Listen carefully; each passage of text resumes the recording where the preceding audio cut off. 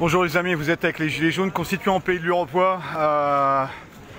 On est le 16 janvier 2021, manifestation des Gilets jaunes. Il y a des Gilets jaunes, puis il y a plein d'autres mondes aussi. On approche de Bastille avec un gros déploiement de police.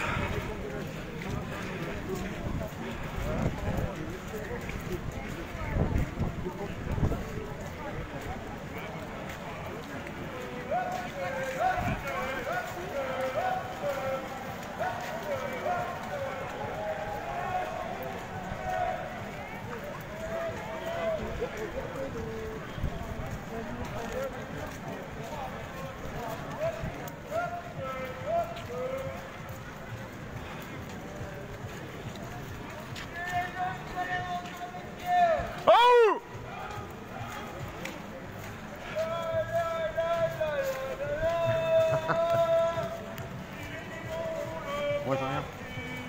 J'en viens. Non, tu peux nous passer.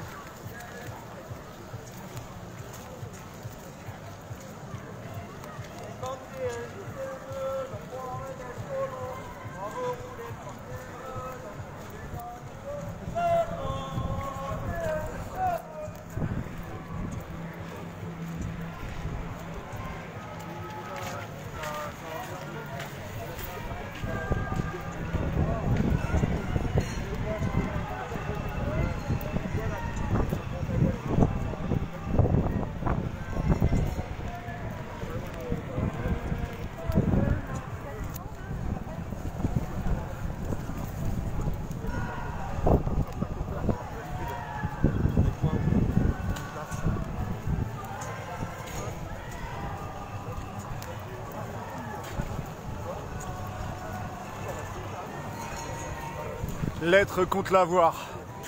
L'État veut dissoudre le peuple et en... Salut, tu vas bien? Et en élire un autre bancabel. Voilà. Mort à la dette, à bas l'usure, vive le bien commun. Force et honneur. Oh, il y a une belle banderole là. Attends. On est d'accord avec ça.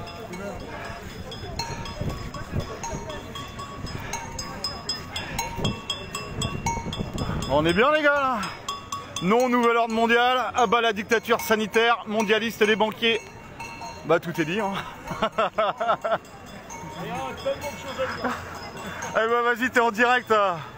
Eh ben... Bonjour citoyens. Bonjour citoyens. Il y a un truc à dire.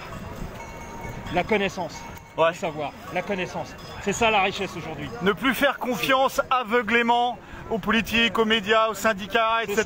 Pouvoir faire confiance, mais en tout état de c'est être cause, capable de ne pas faire confiance.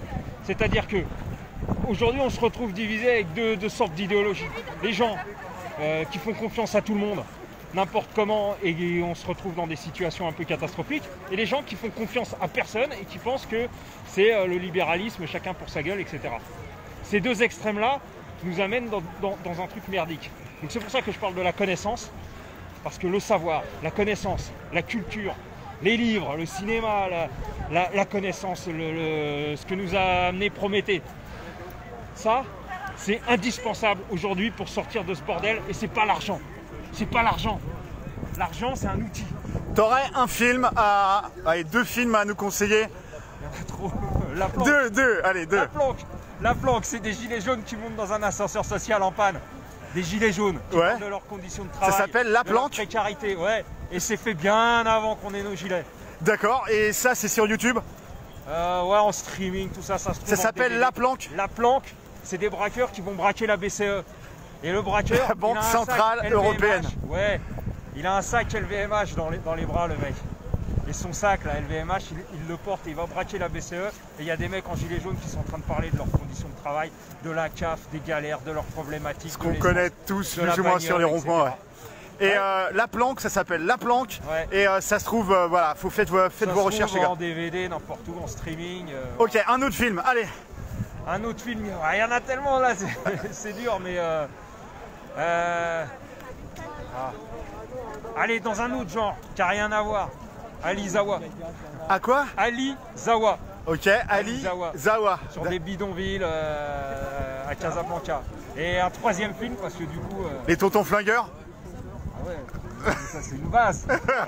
On est censé connaître les bases des mecs, donc... Voilà, les tontons flingueurs et tous les films d'Audiard. dialogue d'Audiard. Ouais. Audiard, le père, très très bon. Et bizarrement, même si c'est de la comédie, très politisé. La Planque, le film, c'est une comédie. Hein. C'est pas du tout un film didactique. Mais il y a des messages en filigrane. Alors il y a Patrick qui demande pourquoi le masque. Bah peut-être que tu as un patron et que tu n'as pas envie de savoir que ton patron... Enfin, t'as peut-être pas envie que ton patron ou tes collègues te retrouvent sur une vidéo en manif gilet jaune, mais voilà. Non, ça me gêne pas parce que je suis un personnage public. Donc je suis très facile à retrouver. Dans La Planque, on dit un truc.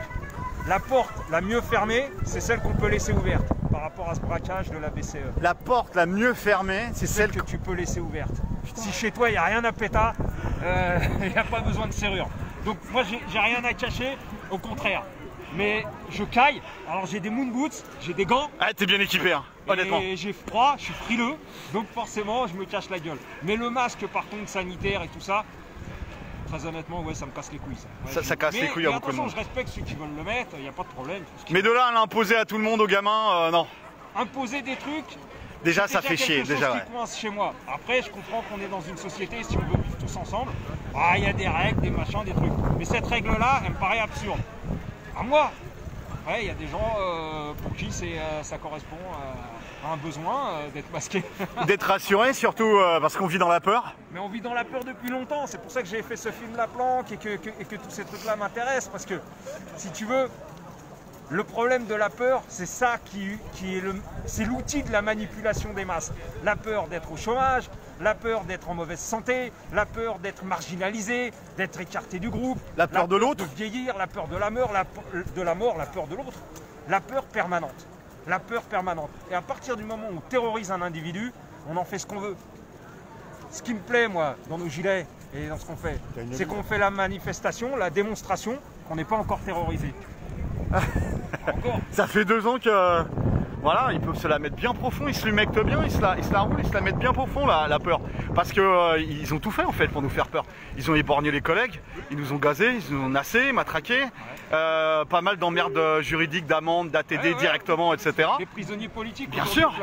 Parce que pour moi ça c'est des prisonniers politiques. Hein. Les mecs qui sont aujourd'hui emprisonnés, les 800 personnes qui ont été incarcérées, les potes en garde à vue, c'est un problème ça. Ça c'est un problème. Donc j'aimais bien cette chanson Défilé, Bastille Nation pendant que mes frères sont en prison, ça donne une bonne conscience au con. Continue de manifester. On n'est pas dans les quartiers oligarchiques là. Pas d'autres trucs, hein. La manif de ce matin, la marche des pouvoirs, avec le syndicat Gilets jaunes, a été annulée au dernier moment. Donc ils ont fait ça pour pas qu'il y ait de recours administratif. C'est pour ça qu'on est venu là, parce que après, pour moi le bon sens, mais c'est pareil, c'est comme le masque, c'est mon opinion. Ça serait d'être à Madeleine, ça serait d'être à Auchan, ça serait d'être... Dans les champs, ça c'est le top là. C'est un objectif qui nous concerne tous en gilet, mais le bon sens c'est d'aller là où il y a le plus de monde, puisqu'on réclame depuis 2 ans d'être 2 millions, 3 millions dans la rue. Bon, bah, ça commence par aller là où il y a le plus de monde et de faire la manifestation de notre mécontentement. La manifestation de notre désir de pouvoir récupérer des choses qu'on vient de nous prendre. Non, de pouvoir acquérir des choses pour lesquelles on se battait déjà. De changer le système. C'est-à-dire les histoires de service public, de choses comme ça. C'est bien sûr qu'il faut récupérer le service public, évidemment. Mais changer le système, pour pouvoir faire ça, à mon sens, une première étape, ça commence par le RIC. Et peut-être les mandats d'initiative citoyenne. Et peut-être aussi les mandats impératifs et révocatoires. Bien sûr. Parce que les politiques, et il y en a qui défilent avec des drapeaux rouges, peut-être pour se donner bonne conscience, etc. Mais on sait très bien que plus ça monte, plus ils sont compromis, parce qu'ils sont tenus par du physique, hein, du matériel, des avantages, des honneurs, tout ce que tu veux, ou du cul, hein, parce qu'il y a plein de détraqués aussi qui font ça. Voilà. De toute façon, on tient l'être humain par plein de moyens.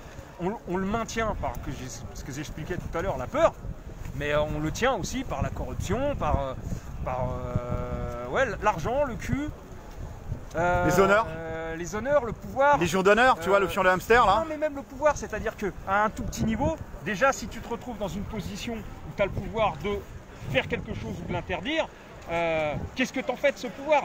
Et t'as plein de gens qui sont des fonctionnaires et qui contrôlent et qui utilisent leur petit pouvoir juste qui sont merdiques, même pas avec une idéologie, simplement avec un pouvoir de nuisance et ils l'utilisent. Tu penses aux hauts fonctionnaires, des mecs indéboulonnables qui font toute leur carrière à 10 000, 12 000 euros par mois.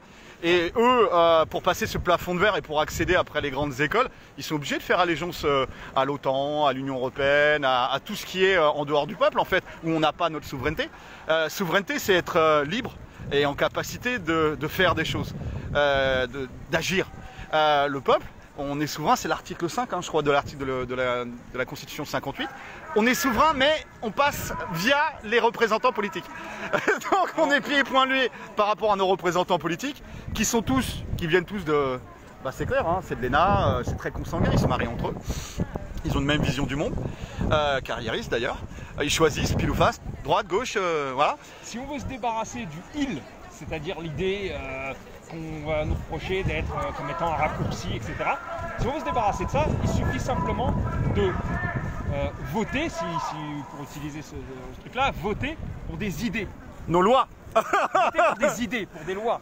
Et plus pour des gens. Les petits esprits parlent des gens, les esprits moyens parlent des événements et les grands esprits parlent des idées. À partir de là, si on commence à voter pour des idées et plus des gens, le mandat impératif et révocatoire il prend tout son sens parce que tu te retrouves... On va suivre cette équipe de télé parce que nous on a envie de leur parler de la charte de Munich. Tu vois? Parce que eux, est-ce qu'ils sont des journalistes? Est-ce qu'ils sont des propagandistes? Qui sont-ils? Tu vois, ils ont des gardes du corps. On ne sait pas justement, tu vois, il n'y a pas la bonnette Europe 1 ou BFM ou CNews. Mais eux, leur job, s'ils sont à CNews ou à BFM, c'est la propagande. Alors, formater voilà, l'esprit. Quand Chavez il arrive et qu'il prend le pouvoir dans un endroit, à un moment il prend la télévision. Après c'est le bordel et tout ça, mais aujourd'hui nous, les médias, c'est uniquement du formatage. Et aujourd'hui c'est plus que les médias, c'est l'éducation. L'éducation nationale. Avec Fernand Nathan. Ouais, Fernand Nathan. Mais surtout l'éducation, pour moi, elle se distingue. Il y a des valeurs dans l'éducation, c'est pas l'instruction. Alors c'est quoi la différence? Alors, on avait pas mal de brouillage. Voilà les amis, il y avait un truc bizarre au niveau signal. On est avec le collègue. Ton nom de code ou ton surnom c'est? Mon nom c'est Jalil. Jalil Nassiri. Ah bah donc tu balances tout. D'accord. J'ai rien à cacher, moi j'en ai rien à foutre. J'ai un masque parce que j'ai froid. Alors dis-moi, pour toi la différence entre éducation et instruction? Donc l'éducation, c'est le formatage. Ce que je considère être le formatage d'une population de citoyens. L'éducation, c'est une façon, c'est un dressage. Ok? L'instruction. C'est un dressage. C'est un dressage. C'est ça. Et l'instruction, c'est très différent, c'est essentiel, c'est l'accessibilité à la connaissance. Or, pour moi, le problème majeur qu'on rencontre aujourd'hui, c'est pas un problème de finance, c'est pas un problème économique, c'est pas un problème. L'argent, c'est un outil, même si c'est un problème. Il est créé à partir de rien, c'est l'argent dette, voilà. Ce qui compte, la vraie richesse, et la richesse qu'on essaye de nous confisquer, et qu'on a confisquée à plein de pays pauvres et du tiers-monde ou émergents, cette richesse, c'est la connaissance. Le savoir. C'est pour ça que je disais tout à l'heure, la culture, les livres. On pense au franc CFA, on pense à l'euro, à l'éco, comment ils maintiennent dans la pauvreté les pays d'Afrique centrale et d'Afrique de l'Ouest. Alors ça c'est l'outil, l'économie. Mais la connaissance, le savoir, c'est pas le franc CFA, c'est pas... Non, c'est les livres. Bien sûr. C'est le savoir. Savoir faire un feu. Savoir faire un feu. Savoir construire quelque chose, les technologies. Regarde cet abruti Laurent Alexandre, qui s'adresse à des polytechniciens. Dis-nous qui c'est. C'est le mec qui a fait Doctissimo. Il est ultra diplômé. C'est ça. Et c'est un des leaders du transhumanisme en France. C'est ça. Voilà, c'est Big Tech mais français et plus quoi. Alors le mec, ce qui est dingue, c'est qu'il s'adresse à ce qu'il considère être la future élite de la nation et même du monde, dans son cerveau moisi. Il considère que l'intelligence artificielle c'est l'avenir et que pour accéder à cette intelligence artificielle, il faut être un être surdoué, extrêmement intelligent et faire partie de ces écoles. Là, il s'adresse à des élèves de Polytechnique, mais ça peut s'adresser à des tas d'écoles prestigieuses. Et il considère que ces gens-là sont destinés à être ce qu'il appelle les dieux de Harari, c'est-à-dire les gens... De Harari, c'est quoi ça? Alors, je me suis renseigné parce que je me dis, mais c'est quoi, qu'est-ce qu'ils parlent là, les dieux de Harari? C'est encore un truc de franc-maçon, ça? Non, non, pas du tout. C'est un bouquin d'un auteur qui est parti dans un délire de réflexion sur comment dire, le fantasme du surhomme, de l'être humain augmenté. On va dire. Dis donc, il n'y a peut-être pas une petite odeur de nazi là derrière? Ça renifle un petit peu là, non? Surhomme. Si t'as des surhommes, t'as des sous-hommes? Non, non, je pense que l'auteur c'est un Israélien, je suis pas sûr qu'il soit... Non, mais si t'as des surhommes, t'as des sous-hommes. Et d'ailleurs, il disait des gilets jaunes qu'on était des... C'est ça, ce que dit Laurent Alexandre, c'est que nous, les gilets jaunes, on est la lie de l'humanité, on est des sous-hommes, on est des sous-hommes pour eux. Parce qu'on a des cerveaux de poule et qu'avec la semoule qu'on a dans le cerveau par rapport aux élèves de Polytechnique, clairement, il n'y a pas d'issue possible pour nous. Et eux sont destinés à régner en fait. À régner. Donc on est trop sur la planète, il y en a qui vont disparaître, c'est la nature, c'est comme ça. Un petit peu de vaccin peut-être, non? Pour qu'ils disparaissent un peu plus vite, qu'est-ce que t'en penses? Là, il n'en parlait pas. Maintenant, c'est vrai que si on est un tout petit peu parano, on se dit que ça peut faire partie d'un projet. Mais il peut y en avoir d'autres. Il peut y en avoir d'autres. C'est pas... Le problème, c'est, encore une fois, c'est les idées. Et puis après, les façons d'appliquer ces idées, les outils, ça, il faut trouver un moyen de lutter contre ça et de s'en prémunir, d'être vigilant, d'être attentif. Maintenant, ce qu'il faut bien comprendre, c'est les idées. Et pour ça, c'est la réflexion, la connaissance, le savoir. Étudier, c'est pas forcément étudier à la fac, hein, étudier à la Être curieux. Être curieux. Regarde, aujourd'hui, avec Internet, avec YouTube, on peut avoir accès à plein d'informations. Donc moins de YouPorn et plus de YouTube sur des sujets, voilà, la Hariri, des choses dans le genre. Tous dans la rue parce qu'on se demande ce que font les gens. On est nombreux quand même aujourd'hui. Hein. Les flics aussi, mais... Tu peux avoir accès à toutes sortes de choses. Alors si tu veux du YouPorn, tu peux. Mais si à un moment tu veux pouvoir t'émanciper et t'élever, bah tu consommes un petit peu moins de YouPorn et un petit peu plus d'explications de qui était Prométhée. Voilà, par exemple. Voilà, une piste. Voilà. Voilà. Ok, bah c'est comme le circuit court. Pas couper complètement Auchan et Carrefour parce qu'on en a quand même besoin et c'est pratique, mais réduire de 5 à 10% pour faire du circuit court avec les collègues et puis essayer, si on a la chance d'avoir un jardin, bah... Et puis tout dépend de chacun. Il y a des gens, ils ont besoin d'Auchan, de Carrefour, je peux le comprendre. Moi, j'arrive à m'en passer, mais vraiment, donc c'est possible. Alors il y a des gens pour qui ça l'est aussi, c'est possible, et puis il faut après trouver un équilibre dans les choses. Moi je suis pas pour une radicalité de dire non, maintenant on va tous avoir un potager. Il y a des gens qui sont pas capables de faire planter une tomate. On a une question là, juste tu vois, il y a les collègues qui montent le... Tu vois, ils défilent avec nous, ils ont des badges CGT, donc ils sont fiers de la CGT. Ouais. Nous ça nous pose des questions, tu vois, tu parlais de la connaissance. On a été pas loin, on a été sur Wikipédia. Hein. 30% du budget de la CGT, ça vient de ses adhérents. Le reste, ça vient de l'État. Bon, donc voilà. Ou directement l'Union Européenne via la Confédération Européenne des syndicats. Ouais. Donc là, tu as la notion qui arrive tout de suite, ça te prend au nez, tu dis sociotraître. Tu vois, les mecs qui trahissent ceux qui sont censés défendre. Parce que ceux qui te payent, et toi ton train de vie, je te parle pas des gars de la base. Hein. Je te parle des cadres, des Martinez et tout ça, voilà. À part de fonction, bagnole, chauffeur, etc. Est-ce qu'ils vont vraiment cracher dans la soupe et se tirer une balle dans le pied parce qu'on l'a vu avec en 2016 par rapport à la loi retraite, ils nous l'ont mis. Ils nous l'ont mis. Les syndicats font enfin, la loi travail, excusez-moi. Les syndicats font partie du mécanisme de domination. Je ne dirais pas chercher vraisemblablement pas. C'est jamais la base. La base, elle est sincère. Elle est cocu maintenant. Non, elle est cocu. Depuis longtemps, c'est pas une nouveauté. Que les syndicats, ça lisez le talon de fer de Jack London. Allez, lisez tous le talon de fer de Jack London. Le talon de fer de Jack London. Rototoram. Je conseille ça. Ça, avec 1984 d'Orwell, je crois qu'après vous avez compris la musique. Regardez des livres. Voilà. Regardez des livres, regardez des... Ce que je veux dire. Le talon de fer de Jack London. Bah oui, ça va parler, il y a encore en plus, voilà. On est bon les gars là, on est bon là. On est bon là. Bon alors il fait dégueulasse, il fait froid, on a les pieds mouillés, on s'en branle. On est avec les collègues. On va essayer de choper du média, on a envie de leur parler de... On a envie de leur parler de la charte de Munich, on a envie de parler de cette indépendance qui normalement caractérise les journalistes, mais finalement eux pour payer leur gamelle et puis leur crédit, ils se couchent. Ils vont pas risquer leur place quand le comité de rédaction dit ça passe pas, ça c'est pas dans l'esprit du journal. Ah, ouais, alors pour le service public... Non, ce n'est pas notre ligne éditoriale. Voilà, Et la ligne éditoriale du service public, c'est la parole de Véran, voilà. Voilà, qui bosse pour le bien commun apparemment. Hein, donc, bon les amis, on est arrivé à Bastille. Pas longue la manif, hein. C'était un merveilleux parcours Doménil-Bastille que nous apprécions tous, sans lieu de pouvoir. Mais bon, on en est. Alors, on est loin des lieux de pouvoir. La prise symbolique de la Bastille. Mais alors attention, t'as un parapluie quand même couleur de l'arc-en-ciel. Est-ce que ça serait pas un signe de ralliement pour des gars du bloc qui a débloqué?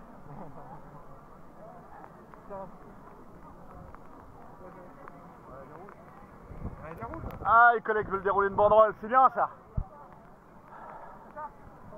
Oui, bien sûr. Non, mais tiens là, la banderole, je déroule. Regarde, tu vois, ça va peut-être rouler. Voilà les gars. C'est pas beau ça? Alors, si tu peux juste te retourner, comme ça on aura la... Je te prends pas dans l'image, Voilà. Voilà. On est bien les gars.